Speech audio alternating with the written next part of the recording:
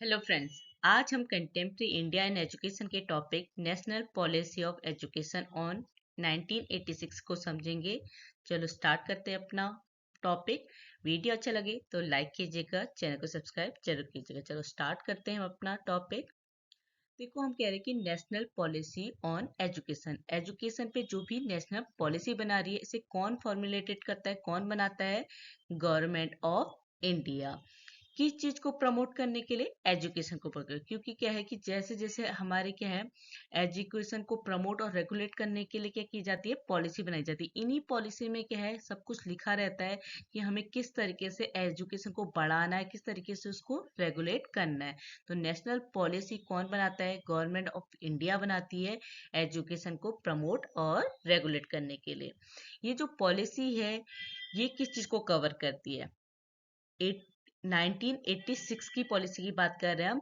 तो ये पॉलिसी हमारे रूरल और अर्बन एरियाज, जो भी ग्रामीण और शहरी इलाके हैं वहां पे elementary education to higher education, जो हमारी प्रारंभिक शिक्षा होती है उससे उच्च शिक्षा, जितनी जहां से मतलब हमारी प्रारंभिक शिक्षा से जो हमारी उच्च शिक्षा है उनको ये पॉलिसी कवर करती है, रूरल और अर्बन एरिया दोनों में। ठीक है। जो फर्स्ट एनपी थी, जो first national policy on education थी, वो किसने प्रोमुलेटेड की थी? इंदिरा गांधी ने। और कब हुई थी? 1968 में। क्योंकि ये प्रोमुलेट करने का काम क्या है? Government of India. उस टाइम पे जो इंडिया की प्राइम मिनिस्टर थी 1968 में, वो कौन थी? इंदिरा गांधी।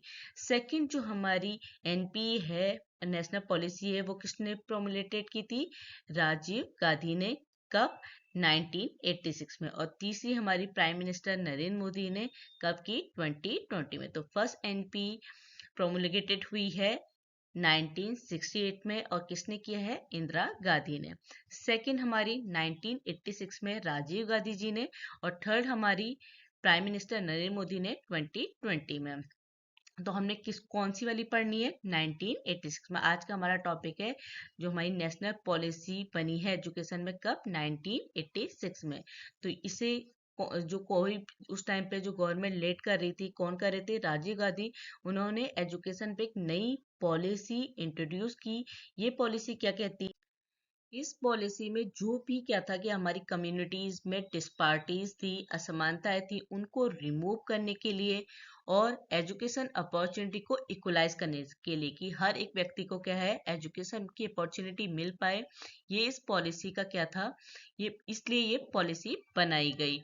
स्पेशली ये किन लोगों के लिए बनाई गई? जो इंडियन वीमेन थे, क्योंकि उस टाइम पे क्या था, ये बात हो रही है 1986 की। तो उस टाइम पे क्या थी, जो औरतें थी वो ज्यादा शिक्षित नहीं थी, उनकी शिक्षा को बढ़ावा देने के लिए ये नई पॉलिसी बनाई गई। तो किस किस के लिए बनाई गई? इंडियन वीमेन के लिए, शेड्यूल्ड ट्राइब्स के लिए और शेड्यूल्ड कास्ट कम्युनिटी के लिए। जिससे क्या हो कि जो भी समाज में, जो भी कम्युनिटीज में क्या है, असमानताएं हैं, उनको दूर किया जाए और सबको एजुकेशन मिल सके। तो इसलिए ये नई पॉलिसी बनाई गई। अब जो पॉलिसी मेकर थे, जिन्होंने पॉलिसी बनाई, उन्होंने ये पॉलिसी बनाने का क्या रीजन दिया वो जानते हैं। पहला उन्होंने क्या रीजन दिया कि जो प्राइमरी एजुकेशन होती है, जो प्रारंभिक शिक्षा होती है, वो क्या होती है? एजुकेशन का फाउंडेशन होती है, नींव होती है। क्योंकि अगर किसी बच्चे को प्राइमरी एजुकेशन ही नहीं मिली तो उसकी नींव ही क्या हो जाएगी? बेकार हो जाएगी। तो इसलिए प्राइमरी एजुकेशन क्या है? एजुकेशन की फाउंडेशन होती है, नींव होती है। दूसरा रीजन उन्होंने दिया कि जो हमारी एजुकेशन होती है वो हमारी लाइफ की जर्नी, क्योंकि जब क्या है हम अपनी जिंदगी जिएंगे, उस टाइम पर अगर हमें एजुकेशन नहीं है तो हम उसके लिए अच्छे से प्रिपेयर नहीं हो पाएंगे। तो इसीलिए एजुकेशन क्या है? हमारी लाइफ की जर्नी के लिए एक बेस है, जिससे क्या है, हम अपनी लाइफ की जर्नी के लिए, हम जीवन जीने के लिए प्रिपेयर हो पाए। तीसरा रीजन था कि अगर एजुकेशन में इन्वेस्टमेंट किया जाए, खर्चा किया जाए, तो ये मोस्ट प्रॉफिटेबल होगा। जितना ज्यादा खर्चा किया जाएगा उतना ज्यादा प्रॉफिट एजुकेशन में मिलेगा। चौथा था कि अगर एजुकेशन क्या है कि डेमोक्रेसी की सक्सेस के लिए, जो लोकतंत्र है उसकी सक्सेस के लिए एसेंशियल होता है, इसलिए एजुकेशन को क्या है? बढ़ावा देना चाहिए। पांचवा रीजन था कि हर एक व्यक्ति की जो डेवलपमेंट नीड है वो क्या है? सिर्फ एजुकेशन ही फुलफिल कर सकती है। तो ये पॉलिसी मेकर के ये रीजन थे कि क्यों नई एजुकेशन पॉलिसी बनानी चाहिए। छठा रीजन था कि जो भी रूरल और अर्बन लोगों के बीच में इनइक्वलिटीज है, जो भी ग्रामीण और शहरी लोगों थे उनके बीच की जो इनइक्वलिटीज है, एजुकेशन के माध्यम से क्या है उसे रिड्यूस किया जाए, कम किया जाए। सातवां रीजन दिया कि इससे क्या है जो पॉपुलेशन का इंक्रीज हो रही है, जो बढ़ रही है, उसको कम किया जाए, रोका जाए। जो देखा जाए तो वो बढ़ रही है, कम नहीं हो रही है। एजुकेट होने के बावजूद क्या है हमारी पॉपुलेशन इंक्रीज ही कर रही है। पर ये पॉलिसी मेकर का रीजन था कि अगर हम लोगों को एजुकेट करें तो हमारा पॉपुलेशन का जो रेशियो है वो कम होगा। आठवां जो रीजन दिया कि इससे क्या है जो ह्यूमन वैल्यूज होती है उनको क्या क्या है अवेकन किया जाए, जगाया जा सकता है। नवा रीजन था कि इससे क्या है अगर एजुकेशन मिलेगी तो लोग क्या है न्यू चैलेंजेस को इजीली फेस कर पाएंगे। तो ये पॉलिसी मेकर के रीजन थे कि नई पॉलिसी बनाई जाए। अब समझते हैं कि नेशनल पॉलिसी ऑन एजुकेशन के जो साइलेंट फीचर्स थे वो क्या क्या थे। पहला क्या है, national policy on education provide national perspective and national direction in education. देखो क्या था कि नेशनल पॉलिसी क्या कर रही थी, उसका कहना था कि जो एजुकेशन है वो क्वांटिटेटिव और क्वालिटेटिव एस्पेक्ट दोनों पे कंसीडर किया जाए, दोनों पे विचार किया जाए। क्वांटिटेटिव और क्वालिटेटिव मीन्स कि जो भी गुणात्मक और मात्रात्मक, कि नंबर ही नंबर नहीं, क्वालिटी भी हमारी एजुकेशन में होनी चाहिए। तो इस पॉलिसी ने दोनों को चीज को कंसीडर किया। एजुकेशन का एम सिर्फ ये नहीं होना चाहिए कि ज्यादा से ज्यादा लोगों को क्या है एजुकेट किया जाए। एजुकेट करना है, लार्ज नंबर पे एजुकेशन देनी है, पर हमारा सिर्फ एम ये नहीं होना चाहिए। मतलब इस पॉलिसी का एम ये नहीं था कि हम ज्यादा से ज्यादा लोगों को एजुकेट करें, बल्कि क्या करें कि एजुकेशन में क्वालिटेटिव इम्प्रूवमेंट भी लाया जाए। ज्यादा से ज्यादा लोगों को एजुकेट करें पर क्वालिटेटिव एजुकेशन के साथ। अब क्या है कि अगर एजुकेशन पॉलिसी से क्या है कि जो भी नेग्लेक्ट क्लासेस है सोसाइटी की, जैसे हमारी विमेन है, हमारे एसटी एससी है, उनको क्या है इस एजुकेशन पॉलिसी से बेनिफिट मिल सके, तो इस तरीके से एजुकेशन पॉलिसी बनाएगी। अब क्या है कि जो भी पॉलिसी पहले बनी उससे क्या है कि जो भी एजुकेशन फैसिलिटीज लोगों को नहीं मिल पाए, जो भी हमारे ट्राइबल्स थे, आदिवासी थे, या जो पहाड़ी इलाके में रहने वाले लोग थे, वो अगर उनको जो पॉलिसी से फायदा नहीं हुआ, उसके लिए क्या है ये नई पॉलिसी क्या है उनको भी फायदा पहुंचाए, इस तरीके का एफर्ट लगाया जाए, इस तरीके की एजुकेशन फैसिलिटी बनाई जाए कि उनको भी क्या है एजुकेशन इजीली अवेलेबल हो सके, इजीली वो एजुकेशन ले सके। जो मेन एम था न्यू एजुकेशन पॉलिसी का वो क्या था कि एजुकेशन को क्या है बहुत बेहतर बनाया जाए, उसमें क्वालिटेटिव और क्वालिटेटिव एजुकेशन रखे जाए, जिससे क्या है हम सोसाइटी में एक मोर कॉन्फिडेंट और मोर प्रोग्रेसिव सिटीजन बना सके, कि हमारा जो बच्चा है वो समाज में क्या है कॉन्फिडेंट हो, प्रोग्रेसिव हो। इस तरीके की एजुकेशन बच्चों को इस पॉलिसी में बताया गया कि इस तरीके की एजुकेशन बच्चों को दी जानी चाहिए। दूसरा फीचर्स था सोशल इन्वॉल्वमेंट। जो दूसरी विशेषता थी वो थी social involvement. Social involvement means कि जो भी हमारे सोशल ग्रुप हैं, चाहे वो पेरेंट्स हैं, कम्युनिटीज हैं, इंडिपेंडेंट ऑर्गेनाइजेशन है, ऑर्गेनाइजर है, टीचर है, कोई भी सोशल ग्रुप क्या है अगर टीचिंग प्रोसेस में एक्टिवली पार्टिसिपेट करेगा। क्योंकि क्या है कि देखो, अगर कोई बच्चा क्या है फेल हो गया, अगर वो, ये बात हो रही है कब 1986 की, उस टाइम पे क्या अगर कोई बच्चा फेल हो जाता है वो घर बैठ जाता था। तो अगर कोई भी हमारी कम्युनिटीज या ऑर्गेनाइजेशन या पेरेंट्स कोई भी क्या है बच्चों को मोटिवेट करे, शिक्षा का महत्व समझाए, तो उनके इन्वॉल्वमेंट से क्या होगा कि बच्चे को एजुकेशन मिल पाएगी। तो इसीलिए ये पॉलिसी क्या कहती थी कि अगर सोशल इन्वॉल्वमेंट का सोशल ग्रुप क्या करेंगे एक्टिवली पार्टिसिपेट करेंगे, तो उससे क्या होगा टीचिंग प्रोसेस में क्या होगी हेल्प होगी, उससे क्या है बच्चों को अच्छे से एजुकेशन मिल पाएगी।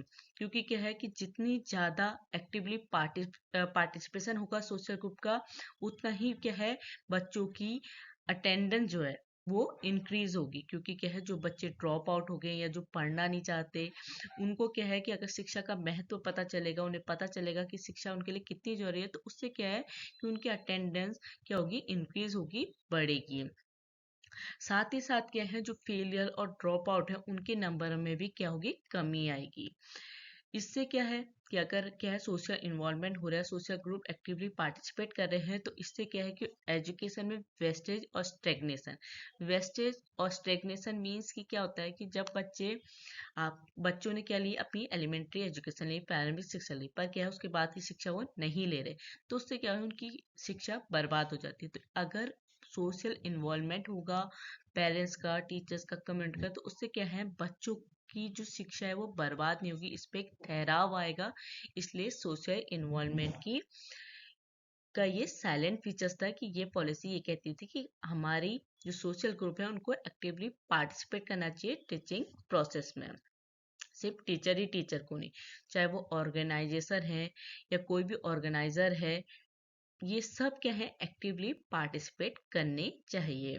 तीसरा जो हमारा फीचर्स है, national curriculum for school education. School education में जो नेशनल करिकुलम था, इस पॉलिसी ने एक नेशनल करिकुलम प्रोवाइड किया। जो हमारा एजुकेशन का 10+2+3 सिस्टम था, वो क्या है पूरे देश में इम्प्लांट किया गया बिना किसी कंट्रोवर्सी के, कि मतलब हर कंट्री के हर एक स्टेट में, हर एक रीजन में क्या हो, सेम एजुकेशन का सिस्टम हो। जो हमारे स्कूल एजुकेशन के 10 ईयर होते हैं, जो पहले 10 साल होते हैं, उसमें क्या क्या, जो हमारे 5 साल है वो क्या होनी चाहिए, प्राइमरी एजुकेशन होनी चाहिए, 3 साल की मिडिल एजुकेशन होनी चाहिए, और 2 साल की हमारी सेकेंडरी एजुकेशन होनी चाहिए। क्या है, जो हम स्कूल में अपने 10 साल बिताते हैं उसमें क्या होनी चाहिए, पहले के जो 5 साल है उसमें बच्चों को प्राइमरी एजुकेशन, जो बाद के 3 है उसमें मिडिल एजुकेशन, और लास्ट की जो 2 साल है उसमें सेकेंडरी एजुकेशन दी जानी चाहिए। साथ ही साथ इस करिकुलम में कोर करिकुलम भी इम्प्लीमेंट किया गया।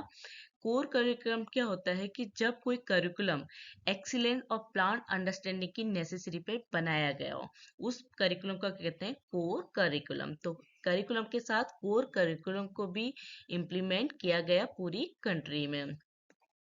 साथ ही साथ जो कॉमन करिकुलम है उसके लिए जो भी नेसेसरी टेक्स्ट बुक और स्टडी मटेरियल उनको बनाया जाया मतलब बनाया जाएगा। इस तरीके का पॉलिसी बनाई गई। कॉमन करिकुलम होगा तो उससे क्या होगा, जो भी बच्चे एक जगह से दूसरी जगह जा रहे हैं, माइग्रेट कर रहे हैं, तो उनको क्या है एजुकेशन रिलेटेड कोई भी प्रॉब्लम फेस ना करने पड़े। जैसे क्या होता है कि किसी बच्चे के पेरेंट्स का क्या है ट्रांसफर हो रहा है, तो क्या है अगर कॉमन करिकुलम होगा तो उनको एजुकेशन रिलेटेड कोई भी प्रॉब्लम फेस करनी नहीं पड़ेगी, क्योंकि क्या है करिकुलम क्या है कॉमन है, एक समान है। साथ ही साथ जो कॉमन करिकुलम होगा वो क्या है नेशनल इंटीग्रेशन की फीलिंग को इनकलकेट करेगा, जो हमारी राष्ट्रीय एकता की भावना है उसको क्या है बढ़ाएगा, इसमें भी हेल्प करेगा। कॉमन करिकुलम अगर होगा तो उससे क्या है कि जो भी हमारे डिफरेंट रीजन और सोशल स्टेरिफिकेशन की वजह से जो भिन्नता आ जाती है उनको भी क्या है दूर किया जा सकता है, रिमूव की जा सकती है।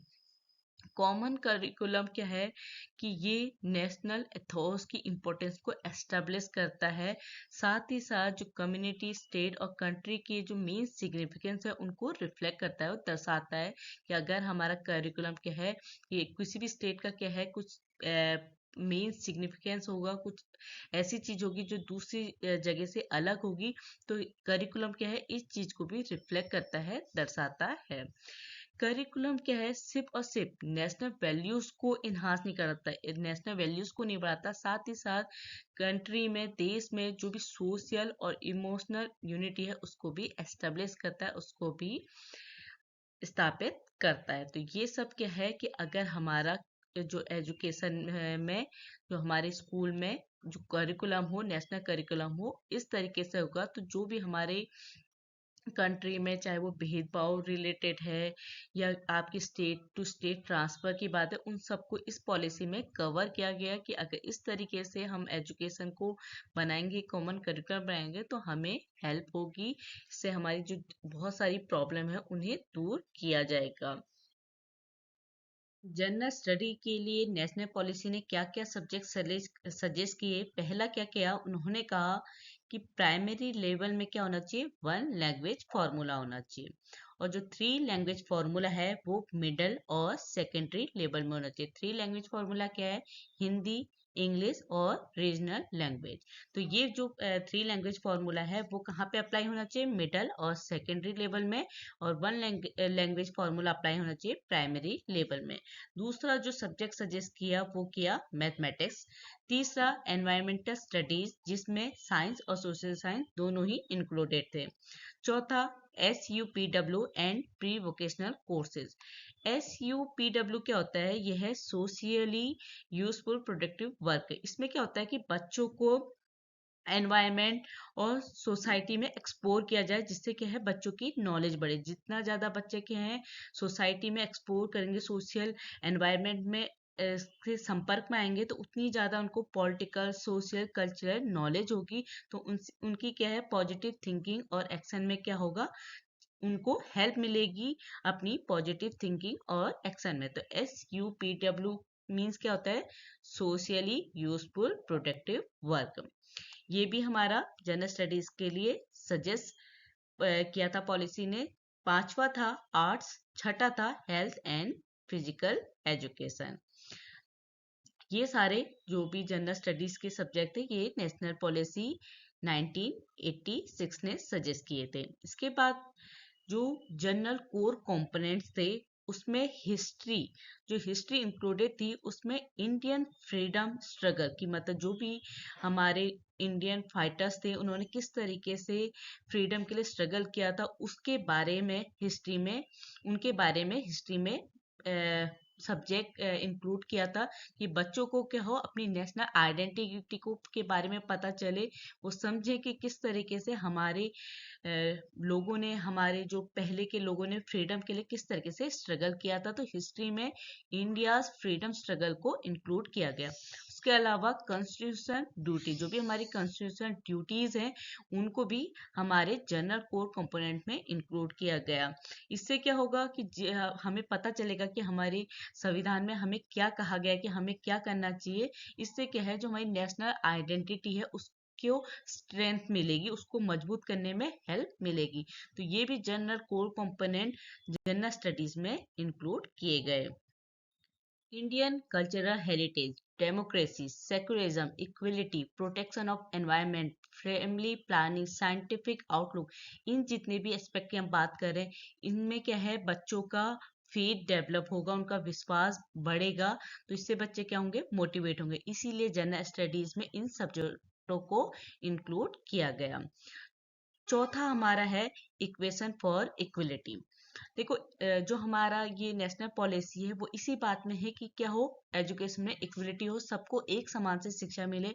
और किन किन लोगों के लिए थी ये, विमेन और डिप्राइव्ड कम्युनिटीज, ठीक है, उनकी शिक्षा को बढ़ावा देने के लिए जोर दिया गया कि जो भी क्लासेस, जो भी मतलब विमेन हैं या डिप्राइव्ड क्लासेस है, वो जो भी शिक्षा नहीं ले पा रहे हैं उनके लिए जो भी ऑब्स्टेकल हैं, जो भी बाधा हैं, उनको रिमूव करने में स्ट्रेस दिया गया।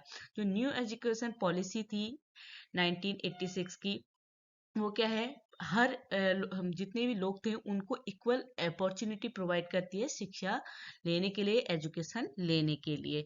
जो भी एजुकेशन में इनइक्वलिटीज थी जिसकी वजह से क्या है जो भी डिप्राइव क्लासेस हैं या ऐसी क्लासेस जो शिक्षा नहीं ले पा रही है, इन इक्वलिटीज को रिमूव करने के लिए निम्नलिखित बातों पे एजुकेशन पॉलिसी ने जोर दिया। अब उन बातों को समझते हैं कि उन्होंने क्या क्या बातें कही एजुकेशन में इक्वलिटी लाने के लिए।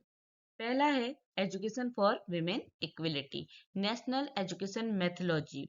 उन्होंने क्या कहा कि जो न्यू वैल्यूज है उनके डेवलपमेंट को इंश्योर किया जाए, सुनिश्चित किया जाए। और कैसे, कि इसके लिए जो भी करिकुलम, टेक्स्ट बुक और टीचर्स ट्रेनिंग है उनका को क्या है, रिकंस्ट्रक्ट किया जाए, फिर से उनका निर्माण किया जाना चाहिए। इस चीज पे जोर दिया गया।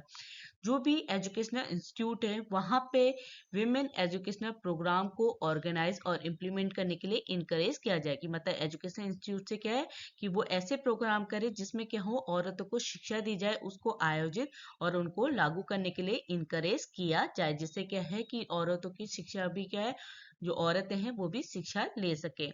इसके अलावा विमेन लिटरेसी के लिए, औरतों की साक्षरता को प्रोपोगेट करने के लिए, प्रसार करने के लिए प्राइमरी एजुकेशन को के लिए मोटिवेट किया जाए कि औरतें क्या हैं, अगर प्राइमरी एजुकेशन लेंगी, उनको शिक्षा के बारे में पता चलेगा तो इससे क्या है, वो साक्षर होंगी। तो उनको साक्षर होने के लिए क्या है, प्राइमरी एजुकेशन लेने के लिए मोटिवेट किया जाए। इसके लिए डिफरेंट लेवल में औरतों को कमर्शियल टेक्निकल एजुकेशन प्रोवाइड की जाए। मतलब ये हमारी पॉलिसी में लिखा गया कि इस तरीके से हम औरतों में जो भी एजुकेशन है वहाँ पे विमेन इक्वलिटी ला सकते हैं। चाइल्ड मैरिज, डाउरी सिस्टम, प्रथा सिस्टम, ये क्या थे, उस टाइम की सामाजिक प्रथाएं थी जो शहरों और गांव दोनों जगह पे होती थी कि बच्चों की क्या है, छोटे बच्चे में उनकी शादी कर दी जाती थी, या जो दहेज देने की प्रथा थी, ये चीजें क्या थी कि जो औरतें हैं, विमेन हैं, उनकी एजुकेशन में बाधक थी। क्योंकि ये रीतियां क्या है, अगर जब बच्चे छोटे हैं उसी टाइम पे उनकी शादी कर दी जाए तो उसके बाद वो घर के काम पे लग जाएंगे, उनकी पढ़ाई बंद हो जाएंगी। तो ये जो भी हमारी सामाजिक प्रथाएं थी वो औरतों की शिक्षा में क्या थी, बाधक थी। इनको दूर करने के लिए, इन्हें हटाने के लिए, इन सामाजिक प्रथाओं को हटाने के लिए सोशल एफर्ट की रिक्वायरमेंट थी। तो नेशनल एजुकेशन पॉलिसी ये समझी कि क्या है कि जो औरतों की शिक्षा है उसकी इम्पोर्टेंस को समझी, और उन्होंने डिसाइड किया कि इसको, जो औरतों की निरक्षरता है, लिटरेसी है, उसको दूर करने के लिए एक अर्जेंट स्टेप लेना पड़ेगा, जिससे क्या है कि कोई भी जो बाधा आ रही है औरतों की शिक्षा लेने में, उनको रिमूव किया जाए, उसे टॉप प्रायोरिटी में रखा जाए, और जो औरतें हैं उनको क्या है, प्राइमरी एजुकेशन प्रोवाइड की जाए। और ये सब कैसे हो सकता है, स्पेशल सपोर्ट सर्विस और इफेक्टिव गाइडेंस के थ्रू ही क्या है कि एजुकेशन में औरतों की इक्वलिटी हो सकती है। क्योंकि ये जो भी प्रथाएं हैं, इनको दूर करके, औरतों को जागरूक करके, मोटिवेट करके, उनको शिक्षा दिला के, इन बाधक जो भी उनकी शिक्षा में बाधक बने उनको दूर किया जा सकता है, और ये सब सोशल एफर्ट के थ्रू ही हो सकता है। तो ये सब नेशनल पॉलिसी ने समझा कि उस टाइम पे औरतों की शिक्षा बहुत ज्यादा जरूरी है। सेकंड था एजुकेशन फॉर शेड्यूल्ड कास्ट। इसके लिए पॉलिसी ने क्या कहा कि जो भी बच्चे 14 साल तक के हैं, उन बच्चों को स्कूल भेजने के लिए उनकी फैमिलीज क्या करें, उन्हें मोटिवेट किया जाए, फैमिली को मोटिवेट किया जाए कि वो क्या करें, अपने बच्चों को स्कूल भेजे। सेकंड क्या था कि जो भी फैमिलीज क्या है डिफरेंट ऑक्यूपेशन में इंगेज रहती है, उनके बच्चों को प्री मैट्रिक स्कॉलरशिप और फिक्स्ड टाइम प्रोग्राम प्रोवाइड किए जाएं।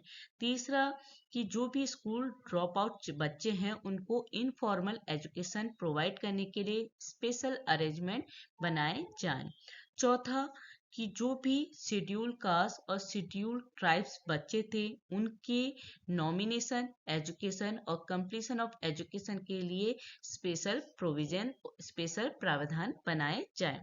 साथ ही साथ उनके फ्यूचर एजुकेशन और ऑक्यूपेशन के लिए रेमिडल कोर्स भी स्टार्ट किए जाएं। पांचवा कि जब भी टीचर का सिलेक्शन हो तो इन कास्ट और ट्राइब से ही क्या है, टीचर सेलेक्ट किए जाएं। जब स्कूल की building, playground, adult education centre establish हो रही है, उनकी स्थापना हो रही है, उस टाइम पे इन कास्ट, जो शेड्यूल कास्ट और शेड्यूल ट्राइब्स हैं, उनकी नीड्स और रिक्वायरमेंट को भी कंसिडर किया जाए। जब शेड्यूल कास्ट और शेड्यूल ट्राइब्स को एजुकेशन प्रोवाइड की जा रही है, उस टाइम पे NREP और RLEGP दोनों से क्या है, हेल्प ली जाए। NREP का फुल फॉर्म है नेशनल रूरल एम्प्लॉयमेंट प्रोग्राम, और RLEGP का फुल फॉर्म है rural landless employment guarantee programme. तो जब भी शेड्यूल कास्ट और शेड्यूल ट्राइब्स को एजुकेशन दिया जाए तो दोनों से ही हेल्प ली जाए। आठवां था कि जब क्या है इनको एजुकेशन दी जा रही है, तो उस टाइम पे जो भी रिसर्च के थ्रू ये पता चल रहा है कि जिससे क्या है एजुकेशन इम्प्रूव हो, इफेक्टिव हो, इसके लिए क्या है न्यू रिसोर्सेज कंटिन्यूसली ऐड किए जाए। तो उससे क्या है कि शिक्षा आसान होगी और इनको शिक्षा इजीली मिल पाएगी। Development of special instructional material, अब क्या है कि बच्चों को प्राइमरी एजुकेशन लेने के लिए स्पेशल डायरेक्शन मटेरियल डेवलप किए जाए और उनके लिए प्रोविजन बनाए जाए। क्योंकि क्या है कि जैसे बच्चे क्या हैं, ट्राइब्स हैं, उनके अगर रीजनल लैंग्वेज यूज की जाए उनको डायरेक्शन देने के लिए, एजुकेशन को समझाने के लिए, तो क्या होगा, उससे उनको बेहतर तरीके से समझ में आएगा। तो इसके लिए स्पेशल इंस्ट्रक्शन मटेरियल डेवलप किए जाए, उनके लिए प्रोविजन बनाए जाए। इसके बाद आता है प्रोविजन फॉर रेमेडियल कोर्सेज। अब क्या है कि कुछ बच्चे एजुकेशन लेने में प्रॉब्लम फेस कर रहे हैं, तो उनके लिए क्या है, रेमेडियल कोर्स बनाए जाए, उसके लिए प्रोविजन बनाए जाए, जिससे क्या है कि बच्चे एजुकेशन और एम्प्लॉयमेंट के चांसेस को और बेहतर तरीके से समझ सकें कि एजुकेशन लेना उनके लिए क्यों जरूरी है, क्यों एम्प्लॉयमेंट उनके लिए जरूरी है। तो इसके लिए रेमेडियल कोर्स के लिए भी प्रोविजन बनाए जाए और ऐसे स्कूल में हॉस्टल फैसिलिटीज प्रोवाइड की जानी चाहिए। इसके बाद तीसरा आता है education for scheduled tribes.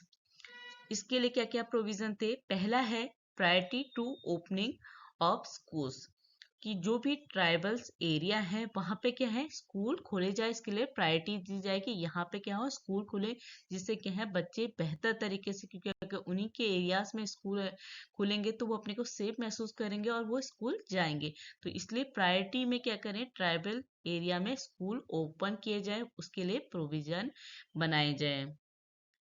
Second था development of special instruction material. क्या है कि जो भी बच्चे ट्राइब्स एरिया से हैं वहाँ पे क्या है, प्राइमरी एजुकेशन को प्रमोट करने के लिए क्या है, स्पेशल इंस्ट्रक्शन मटेरियल यूज की जाए, जो क्या है बच्चे एजुकेशन को बेहतर तरीके से ले सकें। इसके लिए प्रोविजन बनाए गए और रीजनल लैंग्वेज यूज की जाए उनकी एजुकेशन को एक्सप्लेन करने के लिए, या उनके जो इंस्ट्रक्शन है वो रीजनल लैंग्वेज में दिए जाए। तो इसके लिए स्पेशल इंस्ट्रक्शन मटेरियल डेवलप करने के लिए भी प्रोविजन बनाए गए। तीसरा आता है the teacher should also belong to scheduled tribes. जो भी, क्योंकि हम क्या बात कर रहे हैं, ट्राइब्स की एजुकेशन की बात कर रहे हैं, तो अगर ट्राइब्स को एजुकेशन देनी है तो उसके लिए क्या है कि उन्हीं के बीच में से टीचर्स का सिलेक्शन हो। तो वो क्या है कि बच्चे ये समझेंगे कि हाँ, पढ़ना कितना अच्छा है, और अगर वो अपने जैसे लोगों को पढ़ाते हुए देखेंगे तो उन्हें लगेगा कि हाँ, शिक्षा कितनी बेहतर है और आपको कितना अच्छा बना सकते हैं। तो इसके लिए क्या है, शेड्यूल्ड ट्राइब्स ऐसे टीचर को सेलेक्ट करें जो किससे बिलोंग करते हैं, शेड्यूल्ड ट्राइब से बिलोंग करते हैं। चौथा है फैसिलिटीज। क्या है कि बच्चों को एजुकेशन दिलाने के लिए, वो भी कौन, शेड्यूल्ड ट्राइब्स को, तो इसके लिए क्या है, उनको डिफरेंट टाइप की फैसिलिटीज प्रोवाइड की जाए, जैसे hostel, residential school facilities, remedial courses और अदर टाइप की फैसिलिटीज प्रोवाइड की जाए, जिससे क्या है जो ट्राइब्स एरिया के बच्चे हैं वो भी इक्वली एजुकेशन ले सकें। चौथा है एजुकेशन फॉर माइनॉरिटीज। को माइनॉरिटीज की एजुकेशन के लिए भी इस पॉलिसी ने क्या किया, एफर्ट लगाया, उनके अकॉर्डिंग माइनॉरिटीज को भी एजुकेशन लेने के लिए इक्वल राइट है। तो हमारा इंडियन कॉन्स्टिट्यूशन क्या कहता है कि इन के लिए, माइनॉरिटीज के लिए भी स्कूल खोले जाए और इनकी लैंग्वेज, कल्चर और राइट को प्रोटेक्ट करने के लिए इंश्योर किया जाए। और इनके लिए भी पॉलिसी ने क्या किया, प्रोविजन बनाए कि इनको भी क्या है, इक्वली शिक्षा मिल सके। इसके बाद आता है एजुकेशन फॉर हैंडीकैप। जो न्यू एजुकेशन पॉलिसी थी, उन्होंने हैंडीकैप बच्चों के फिजिकल और मेंटल डेवलपमेंट पे जोर दिया, जिससे क्या है इन बच्चों के अंदर सेल्फ कॉन्फिडेंस और सेल्फ रिस्पेक्ट बिल्डअप हो सके।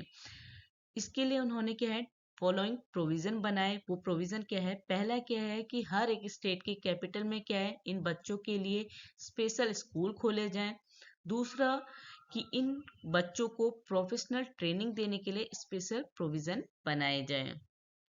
हैंडीकैप बच्चों के जो भी प्रॉब्लम्स हैं उनको दूर करने के लिए टीचर्स के लिए कंपलसरी ट्रेनिंग प्रोग्राम ऑर्गेनाइज किए जाएं। इसके बाद कि जो भी बच्चे क्या है, स्लाइटली हैंडीकैप है, वो नॉर्मल बच्चों के साथ पढ़ सके, इसके लिए भी इस पॉलिसी ने रिकमेंडेड किया, सिफारिश की कि ये जो स्लाइटली हैंडीकैप बच्चे हैं वो क्या करें, नॉर्मल बच्चों के साथ पढ़ सके। इसके बाद कि जो हैंडीकैप बच्चे हैं उनकी एजुकेशन के लिए वॉलेंट्री एफर्ट को इनकरेज किया जाएगा, ये भी क्या था, पॉलिसी का प्रोविजन था।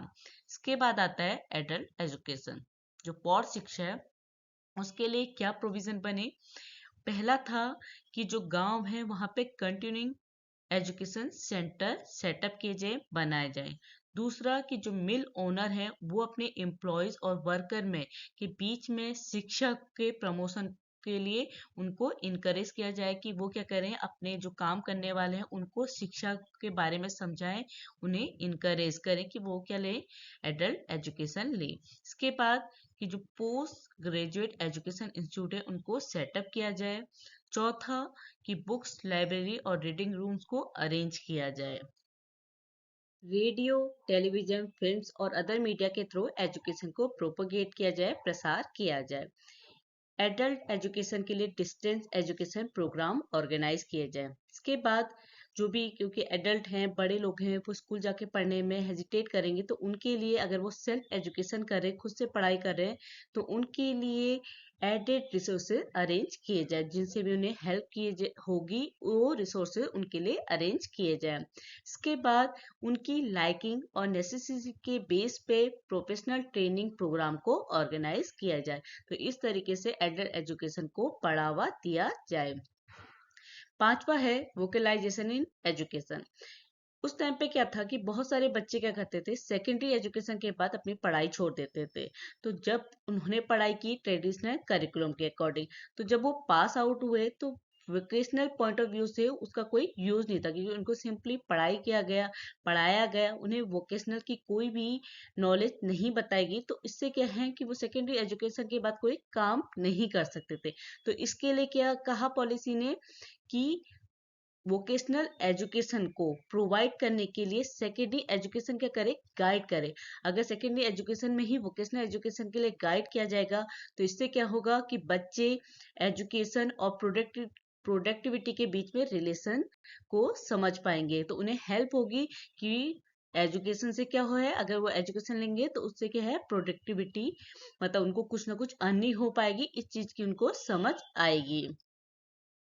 अगर सेकेंडरी लेवल में ही बच्चों को वोकेशनल एजुकेशन के लिए गाइड किया जाएगा, उसके बारे में पता चलेगा, तो उससे क्या है कि जो एग्रीकल्चर इंडस्ट्री थी, ये बात हो रही है 1986 की, तो उस टाइम पे एग्रीकल्चर इंडस्ट्री में क्या था कि ज़्यादा नॉलेज ना होने की वजह से क्या था, ये ज़्यादा प्रोग्रेसिव नहीं थे ये एरिया। तो सेकेंडरी और यूनिवर्सिटी लेवल में अगर वोकेशनल एजुकेशन दी जाएगी, तो उससे क्या है, एग्रीकल्चर और इंडस्ट्री एरिया भी क्या होंगे, प्रोग्रेसिव होंगे। अगर बच्चे क्या हैं, उनको वोकेशनल एजुकेशन मिल रही है, तो इससे क्या है, उनको एम्प्लॉयमेंट अपॉर्चुनिटीज मिलेंगी, उनको क्या है, रोजगार के अवसर मिलेंगे, क्योंकि उनको क्या है, उन्हें पता है कि एजुकेशन लेंगे तो क्या होगी, प्रोडक्टिविटी होगी। तो इसकी अगर उन्हें वोकेशनल एजुकेशन मिली, तो उनको क्या है, एम्प्लॉयमेंट अपॉर्चुनिटीज भी मिलेंगी। वोकेशनल एजुकेशन क्या होती है, सेपरेट स्ट्रीम होती है। जैसे क्या होता है कि आजकल के टाइम पे इंजीनियरिंग या मेडिकल, ये क्या होती है, सेपरेट स्ट्रीम होती है। तो बच्चे को पता है कि अगर वो क्या कर रहा है, मेडिकल की पढ़ाई कर रहा है, तो उसने डॉक्टर बनना है या नर्स बनना है।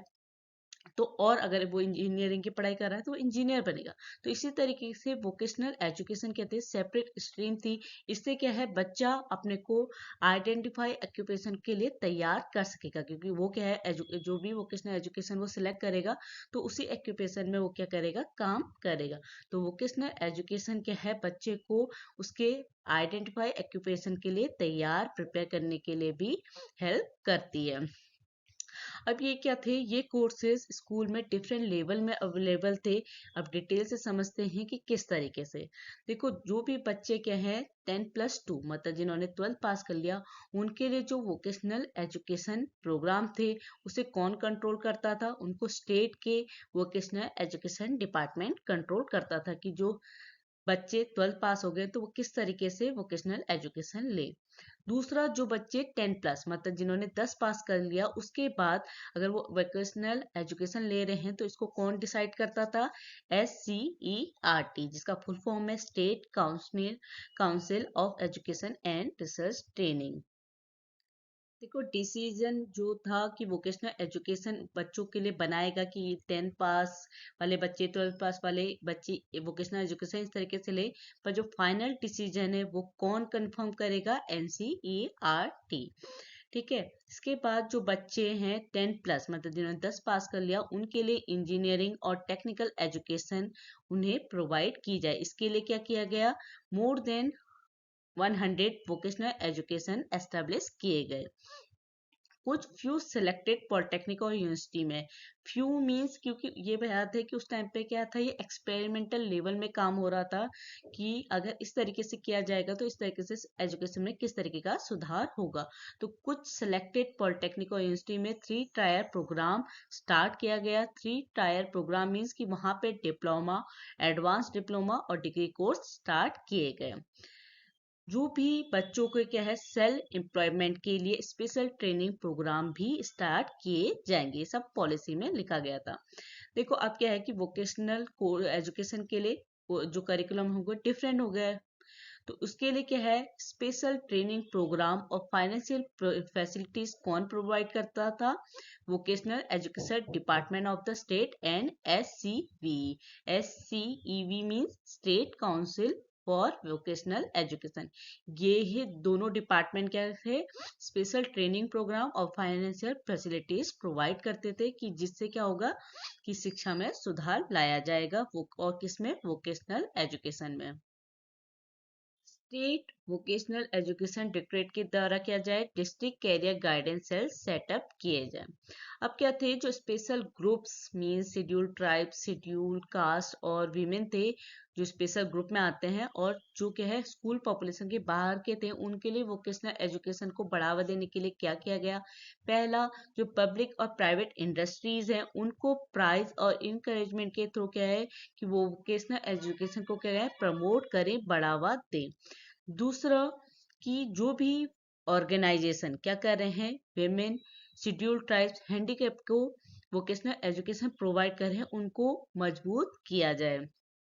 तीसरा, कि जो स्पेशल क्लासेस के लोग हैं, schedule tribe, schedule caste, women, इनके लिए क्या है, पॉलिटेक्निक ITI में क्या है, partial vocational education programme start किए जाए। चौथा, कि स्टेट गवर्नमेंट क्या करे, स्पेशल वोकेशनल इंस्टीट्यूट सेटअप करे, स्टेब्लिश करे, किन के लिए, विमेन, शेड्यूल ट्राइब्स और अदर वीकर सेक्शन के लिए। ठीक है। पांचवा, कि जो भी हैंडीकैप्ड हैं उनके लिए भी स्पेशल वोकेशनल सेंटर सेटअप किए जाए कि उनको भी वोकेशनल ट्रेनिंग दी जाए। तो ये जो पॉलिसी थी, नेशनल एजुकेशन पॉलिसी 1986, उनका क्या एस्टिमेट था कि 1990 तक 10% स्टूडेंट वोकेशनल एजुकेशन से बेनिफिट होंगे, उन्हें लाभ मिलेगा, और 1995 तक 25% स्टूडेंट इससे बेनिफिट होंगे या उससे लाभ प्राप्त करेंगे कि अगर बच्चों को क्या है, वोकेशनल एजुकेशन दी जाएगी। छठा है work experience. Work experience means क्या होता है कि जब आप school, house, office, field, factory में क्या करते हैं, प्रोडक्टिव वर्क करते हैं, कुछ काम करते हैं, तब आपको एक्सपीरियंस मिलता है। देखो आप अपने, हम जैसे बुक में पढ़ते हैं कि इस तरीके से काम होगा, जैसे आपके घर में कोई भी नई चीज आती है, अगर उसमें मैनुअल में लिखा होता है तो पढ़ के तो वो चीज आती नहीं, जब आप उसे करेंगे तो आपको एक्सपीरियंस होगा कि इस तरीके से करते हैं। तो वर्क एक्सपीरियंस क्या होता है, जब आप कुछ प्रोडक्टिव काम या वर्क करते हैं। कोठारी कमीशन 1964-66 के अकॉर्डिंग क्या था कि वर्क एक्सपीरियंस मीन्स क्या है कि एजुकेशन और काम के बीच में रिलेशन एस्टेब्लिश करना। अब क्या है कि इन दोनों के बीच में, एजुकेशन और वर्क के बीच में अगर रिलेशनशिप एस्टेब्लिश होगा तो उसके क्या फायदे होंगे, उनको जानते हैं। पहला, अगर हमारी एजुकेशन और हमारे काम के बीच में रिलेशन बनेगा तो इससे क्या है, एजुकेशन और प्रोडक्शन के बीच में भी रिलेशनशिप एस्टेब्लिश होगा। दूसरा, अगर हम मॉडर्न टाइम्स की बात करें तो क्या कहा जाता है कि world of work and the world of thoughts, मतलब काम का दुनिया और विचारों की दुनिया। अब अगर हम इस हर्डल को, इस बाधा को दूर करते हैं कि हम क्या है, सिर्फ थॉट्स की दुनिया में रह रहे हैं, हम सिर्फ सोच रहे हैं कि काम ऐसा होगा, ठीक है, तो अगर इस को काम के साथ अगर इसको अलग करना है तो उसे कैसे रिमूव किया जा सकता है, वर्क एक्सपीरियंस के थ्रू। कि सिर्फ विचार करने से काम नहीं होगा, जब आप उसे करेंगे, वर्क एक्सपीरियंस लेंगे, तब वो काम होगा। तो इससे क्या होगा कि इंटेलेक्चुअल वर्क और हैंडीकैप के बीच में जो डिफरेंस है वो क्या होगा, खत्म हो जाएगा। कि सिर्फ आपने अपने दिमाग में सोचा, उसके अलावा क्या है, अगर आप सिर्फ सोचते रहे तो काम नहीं होगा। ये डिफरेंस तभी खत्म होगा जब आपको वर्क एक्सपीरियंस होगा। इससे क्या है कि जो यूथ हैं, जो नौजवान हैं, उनको एम्प्लॉयमेंट लेने में हेल्प होगी, क्योंकि क्या है, अगर उनको 10+ या 10+2 में ही एक्सपीरियंस हो गया कि इस काम को कैसे किया जा रहा है, तो उनको एम्प्लॉयमेंट लेने में, प्राप्त होने में क्या होगा, उनको हेल्प मिलेगी। अगर बच्चों में क्या है, इस उनका अगर स्टूडेंट का व्यू पॉइंट इस तरीके से होगा कि उनको समझ में आ रहा है, तो उतने ही ज़्यादा वो क्या होंगे, क्रिएटिव होंगे, और उनके अंदर हार्ड वर्क करने की हैबिट इनकलकेट होगी, पैदा होगी। सातवां है essence and role of education. देखो, हम क्या कहते हैं कि एजुकेशन फॉर ऑल, अगर हम इस पॉलिसी की बात कर रहे हैं 1986 की, तो इस पॉलिसी में क्या है, जो डिप्राइव्ड क्लासेस हैं और जो विमेन हैं, उनको बढ़ावा दिया गया, क्योंकि वो वर्ग ऐसा था कि जिन्हें एजुकेशन का दी नहीं जाती थी। कुछ ऐसी जो हम ये सोचिए कि ऐसी सिचुएशन थी कि उन्हें एजुकेशन नहीं मिल पाती थी। तो एजुकेशन का मतलब ये नहीं कि जो एजुकेशन है वो किसी स्पेशल क्लासेस के लिए, ये सबके लिए होती है, समान रूप से होती है, सबको शिक्षा लेने का अधिकार है। किसी भी व्यक्ति का जो ओवरऑल डेवलपमेंट होता है, फिजिकल और इंटेलेक्चुअल, वो एजुकेशन से ही होता है। इसलिए कोई भी व्यक्ति, कोई भी इंडिविजुअल एजुकेशन से छूटा नहीं होना चाहिए, क्योंकि इससे क्या है, हमारा ओवरऑल डेवलपमेंट होता है। सेकंड, कि ये क्या है, हर एक व्यक्ति को कल्चर्ड बनाती है, क्योंकि क्या है कि अगर हम एजुकेट हैं तो हम क्या है, कल्चर्ड हैं। हम हमारे अंदर, क्योंकि हमें पता है कि हमारी संस्कृति हमसे क्या कहती है, और वो कैसे पता चली, एजुकेशन के थ्रू। तो एजुकेशन क्या है, कि इम्पोर्टेंट रोल प्ले करती है किसी भी व्यक्ति को कल्चर्ड बनाने में। साथ ही साथ क्या है, ये लोगों में सेंसिबिलिटी बढ़ाती है, उनकी प्यूरिफाई करती है, क्योंकि हमें क्या है, अगर अपने देश के बारे में पता होगा, हमें अपने समाज के बारे में पता होगा, अपनी सोसाइटी के बारे में होगा, तो उतने ही हम सेंसिबल बनेंगे। इसके साथ साथ ये बच्चों में या लोगों में साइंटिफिक आउटलुक, जो एक वैज्ञानिक दृष्टिकोण है, उसको भी डेवलप करती है। इससे क्या है कि बच्चों में इंडिपेंडेंट थिंकिंग पावर डेवलप होती है, जिससे क्या है कि वो सही और गलत के बीच के अंतर को क्या कर सकते हैं, समझ सकते हैं, जान सकते हैं। अगर वो एजुकेट नहीं है, ठीक है, उन्हें यही नहीं पता, क्योंकि जो ये लड़ाई झगड़े होते हैं, क्योंकि क्या है, उनको सही और गलत नहीं पता, वो सिर्फ क्या लड़ते हैं। अगर वो एजुकेट है, उसे पता है कि एजुकेशन में उसे समझ है कि हमारी जो देश है, हमारी जो नेशनल यूनिटी है, वो किस वजह से है, हमारे वजह से। क्योंकि हम क्या हैं, अगर एजुकेट है, तो हमको पता है कि हर किसी का अपना अपना कंट्रीब्यूशन है, हर किसी ने अपने अपने तरीके से, अगर हम हर एक कल्चर की, हर एक सोसाइटी की क्या कहते हैं, रिस्पेक्ट करते हैं, तो हमें पता है कि क्या चीज़ सही है और क्या चीज़ गलत है। तो इसीलिए एजुकेशन क्या है, किसी भी व्यक्ति को कल्चर्ड बनाती है। तीसरा, ए यूनिक इन्वेस्टमेंट। अगर एजुकेशन क्या है, अगर आप एजुकेशन में इन्वेस्ट करेंगे, तो आपको क्या है, बेस्ट रिजल्ट मिलेंगे, क्योंकि क्या है, ये आपकी इकोनॉमी में भी हेल्प करेगा। इसीलिए एजुकेशन क्या एक यूनिक इन्वेस्टमेंट है for the present and the future. आप आज खर्च कर रहे हैं, और कल को आपका उसका प्रोटेक्शन मिलेगा, आपको उसका फ्रूट मिलेगा। क्योंकि क्या है, बच्चा अगर एजुकेट होगा, तो वो नेशनल इकोनॉमी क्या करेगा, हेल्प करेगा। तो नेशनल एजुकेशन पॉलिसी इसी प्रिंसिपल पे बेस्ड थी, कि अगर आप एजुकेशन में इन्वेस्ट करेंगे, तो आपको उसका फायदा ही होगा। आठवां है reorganisation of education at different stage. इसमें पहला है national policy related to education and child care. देखो, बच्चों को प्राइमरी एजुकेशन देने से पहले इस पॉलिसी का क्या कहना था, कि बच्चों की जो हेल्थ है, उसके लिए उन्हें बैलेंस डाइट देना जरूरी है। तो उन्होंने इस बात को जोर दिया कि प्राइमरी एजुकेशन देने से पहले बच्चों की क्या है, हेल्थ सही होनी चाहिए। इसके लिए जो न्यू एजुकेशन पॉलिसी है, उसने इसे क्या नाम दिया, early child care and education, ECCE। इस इम्पोर्टेंट वर्क के लिए, कि बच्चों की हेल्थ को सुधारने के लिए बैलेंस डाइट दी जाए, इसके लिए क्या किया गया, integrate child development service programme organise किए गए। ये जो प्रोग्राम होंगे, ये कम्प्लीटली चाइल्ड बेस्ड होंगे, और ये जॉइंटली क्या होंगे, चाइल्ड केयर और प्री प्राइमरी एजुकेशन। एक तो बच्चों की क्या है, केयर की जाएगी, साथ ही साथ उनको एजुकेशन भी दी जाएगी। जो प्राइमरी एजुकेशन है, उससे जो पहले एजुकेशन दी जाती है, वो दी जाएगी। ठीक है। इसके प्रॉपर मैनेजमेंट के लिए, प्री प्राइमरी एजुकेशन के प्रॉपर मैनेजमेंट के लिए डे केयर सेंटर बनाए जाएंगे, और ये सेंटर जो प्राइमरी एजुकेशन है, ये क्या होंगे, यूनिवर्सल होंगे, सार्वभौमिक होंगे। दूसरा है national policy regarding primary education. इस पॉलिसी ने दो एस्पेक्ट पर जोर दिया। पहला था कि 14 साल तक के बच्चों का यूनिवर्सल एनरोलमेंट हो, दूसरा एजुकेशन का क्वालिटेटिव डेवलपमेंट हो। पॉलिसी मेकर ने एक एम बनाई, टारगेट बनाया है कि 1995 तक क्या हो कि जो बच्चे 14 साल तक की आयु के हैं उनको फ्री और कंपलसरी एजुकेशन प्रोवाइड की जाए। अब क्या है कि प्राइमरी एजुकेशन की प्रोग्रेस के लिए सिर्फ क्वालिटेटिव नहीं, क्वांटिटेटिव भी प्रोग्रेस होनी चाहिए कि बच्चों में सिर्फ मात्रात्मक के साथ गुणात्मक प्रोग्रेस भी होनी चाहिए। इसके लिए क्या किया कि जो एजुकेशन है, प्राइमरी एजुकेशन है, वो चाइल्ड सेंटर्ड होनी चाहिए, जिससे क्या है बच्चों को मोटिवेट किया जाए एजुकेशन के लिए, और बच्चे स्कूल छोड़ने के लिए, ड्रॉप आउट करने की जो टेंडेंसी थी बच्चों की, वो क्या हो जाए, कम हो जाए, छूट जाए। और स्कूलों में जो कॉर्पोरल पनिशमेंट था, जो शारीरिक दंड था, उस पर रोक लगाई जानी चाहिए। स्कूल फैसिलिटीज, अब क्या था कि प्राइमरी एजुकेशन को प्रमोट करने के लिए स्कूल फैसिलिटीज को भी बढ़ाना चाहिए। उससे क्या है कि जो प्राइमरी स्कूल में उनमें कम से कम 2 कमरे होने चाहिए, नेसेसरी टीचिंग मटेरियल, चौक, ब्लैक बोर्ड, और 2 टीचर होने चाहिए। 2 टीचर में भी अगर एक लेडी टीचर होगी तो ये बेहतर होगा, क्योंकि ये क्या था, औरतों को बढ़ावा देने वाली पॉलिसी थी, चाहे वो एजुकेशन हो या उनकी प्रोग्रेस रिलेटेड हो। तो लेडी टीचर हो 2 टीचर में तो ये और बेहतर होगा। साथ ही साथ इस पॉलिसी में जो नेसेसरी फैसिलिटीज प्राइमरी स्कूल को प्रोवाइड की गई, इसका नाम दिया गया operation black board policy. Non formal education, देखो प्राइमरी एजुकेशन के डेवलपमेंट के लिए जो नॉन फॉर्मल एजुकेशन प्रोग्राम थे, नॉन फॉर्मल एजुकेशन प्रोग्राम किसके लिए थे, एडल्ट एजुकेशन के लिए।